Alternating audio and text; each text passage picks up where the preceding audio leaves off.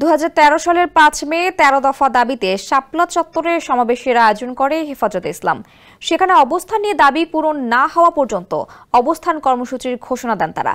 এরপর শান্তিপূর্ণ সমাবেশে ব্ল্যাক আউট করে গুলি করে হত্যা করা হয় শতাধিক ধর্মপ্রাণ মুসলমানকে বলে আগে থেকেই দাবি করে আসছে হেফাজত। পরে সরকারের পক্ষ থেকে শাপলা চত্বরে গুলি করে কাউকে হত্যা করা হয়নি বলে দাবি করে তৎকালীন আওয়ামী লীগ সরকার।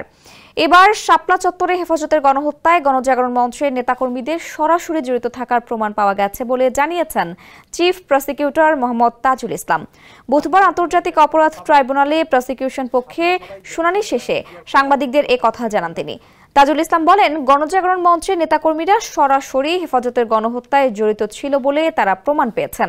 স্যান্ডেলিনা সো, রূপচর্চায় আভিজাত্য। হেফাজতের আন্দোলনের মৃত্যুর সংখ্যা কত তা তদন্তাধীন। তদন্তের প্রতিবেদন জমা দেওয়ার পরে নিশ্চিত সংখ্যা বলা যাবে।